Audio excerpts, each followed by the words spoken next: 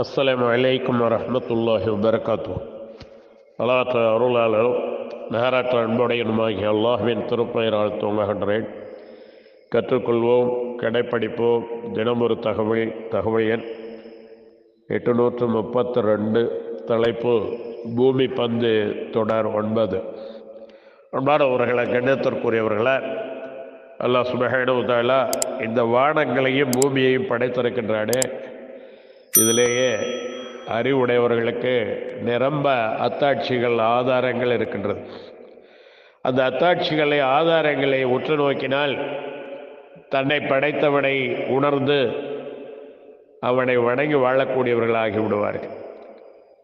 இறை தூதரும் இறுதி தூதருமான அகிலத்தூரைக்கெல்லாம் அருக்குடையான முஹம்மது ஸல்லல்லாஹு அலைஹி வஸல்லம் அவர்கள் இந்த 3வது அத்தியாயத்தின் 190, 91வது வசனங்களை அதிகமாக ஓதக்கூடியவர்களாகவும் அந்த வசனங்களை கடக்கும் போது அழக்கூடியவர்களாகவும் இருந்தார்கள். அது பற்றி அவர்களிடம் கேட்கப்பட்ட போது, இந்த வசனங்களுக்கு இறைநம்பிக்கை கொள்ளாதவர்கள், இதை சீர்தூக்கி பார்க்காதவர்கள் வேறு எதற்குத்தான் சீர்தூக்கி பார்க்க போகிறார்கள், வேறு எதைத்தான் சீர்தூக்கி பார்க்க போகிறார்கள் என்று சொல்லக்கூடிய அளவில் இந்த ஆல் இம்ரான் என்று சொல்லக்கூடிய 3வது அத்தியாயத்தின் 190, 91வது வசனங்கள் மிக முக்கியத்துவம் வாய்ந்தவை.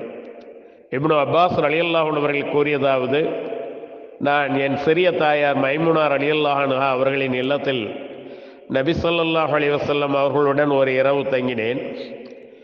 இரவின் இறுதி பகுதியில் நபி ஸல்லல்லாஹு அலைஹி வஸல்லம் அவர்கள் எழுந்து வெளியே சென்று வானத்தை பார்த்தார்கள். பிறகு திண்ணமாக வானங்கள் மற்றும் பூமியின் படைப்பு அமைப்பிலும் இரவு பகல் மாறி மாறி வருவதிலும் என்று தொடங்கி நரக வேதனிலிருந்து எங்களை நீ காப்பாயாக என்பது வரை இந்த குர்ஆன் வசனங்களை 3வது அத்தியாயத்தில் 190, 91வது வசனங்களை ஓதினார்கள். பின்னர் வீட்டிற்குள் திரும்பி வந்து பல் துளைக்கு அங்க தூய்மை செய்தார்கள். பிறகு நின்று தொழுதார்கள். பின்னர் சாய்ந்து படுத்து கொண்டார்கள். பிறகு எழுந்து வீட்டிற்கு வெளியே சென்று வானத்தை பார்த்தபடி இந்த வசனங்களை மீண்டும் ஓதினார்கள். பிறகு திரும்ப வந்து பல் துளைக்கு அங்க தூய்மை ஒழிச் செய்தார்கள். பின்னர் நின்று தொழுதார்கள்.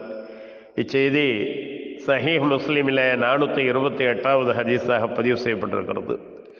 அன்பானவர்களே, கண்ணியத்திற்குரியவர்களே, அந்த வசனத்திலே அல்லாஹ் இவ்வாறு கூறுகின்றான், இன்ன ஃபீ ஹல்கிஸ் ஸமாவாத்தி வல் அர்தி வக்திலாஃபில் லைலி வன் நஹாரி லஆயாத்தின் லிஉலில் அல்பாப். நிச்சயமாக வானங்கள், பூமி ஆகியவற்றின் படைப்பிலும் இரவும் பகலும் மாறி மாறி வருவதிலும் அறிவுடையோருக்கு திடமாக அத்தாட்சிகள் பல இருக்கின்றன. அல்லதீன யذ்குரூன அல்லாஹ கியாமன் வ குஊதன் வ அலா ஜுனூபிஹிம் வ யதஃபக்கரூன ஃபீ ஹல்கிஸ் ஸமாவாத்தி வல் அர்தி ரப்பனா மா ஹலக்த ஹாதா பாத்திலா சுப்ஹானக ஃபக்கினா அஸாபன் நார். அத்தகையோர் நின்ற நிலையிலும் இருந்த இருப்பிலும் தங்கள் விழாப்புறங்களில் சாய்ந்து இருக்கும் போதும் அல்லாஹ்வை நினைவு கூர்ந்து துதிக்கிறார்கள். வானங்கள், பூமி ஆகியவற்றின் படைப்பை பற்றியும் சிந்தித்து, எங்கள் இறைவனே, இவற்றையெல்லாம் நீ வீணாக படைக்கவில்லை, வீணுக்காக படைக்கவில்லை. நீ மகா தூய்மையானவன். நரக நெருப்பின் வேதனிலிருந்து எங்களை காத்தல்வாயாக என்றும் அந்த அறிவாளிகள் அத்தாட்சிகளை பார்த்து அவற்றை நின்ற நிலையிலும் அமர்ந்த நிலையிலும் ஒரு சாய்ந்து படுத்த நிலையிலும் சிந்தித்து செயல்படக்கூடியவர்கள் எங்களை நரக நெருப்பின் வேதனிலிருந்தும் பாதுகாத்து என்று கூறுவார்கள் என்று படைத்தவன் கூறுகின்றான். 3வது அத்தியாயத்தின் 190, 91வது வசனங்கள். அன்பானவர்களே, கண்ணியத்திற்குரியவர்களே, தன்னை உணர்ந்து, தன்னை படைத்தவனை உணர்ந்து அவனை மட்டும் வணங்கி வாழ்வதற்கு எண்ணற்ற ஆதாரங்கள், அத்தாட்சிகள் இந்த பூமியிலும் வானத்திலும் நிரம்பி ஒழிகின்றன, வியாபித்திருக்கின்றன. நாம் இவைகளையெல்லாம் சிந்திக்காமல் ஏதோ கால்நடைகளைப் போல உண்ணுவது, பருகுவது, இனப்பெருக்கம் செய்வது, உறங்குவது, இவ்வாறாக நம்முடைய வாழ்க்கையை கழிந்துவிடக்கூடாது. நாம் எப்படிப்பட்ட படைப்பாக, பிரத்யேக படைப்பாக படைக்கப்பட்டிருக்கிறோம், எதற்காக படைக்கப்பட்டோம் என்பதை சிந்தித்து பார்க்க ஒவ்வொரு ஆன்மாவும் கடமைப்பட்டிருக்கிறது.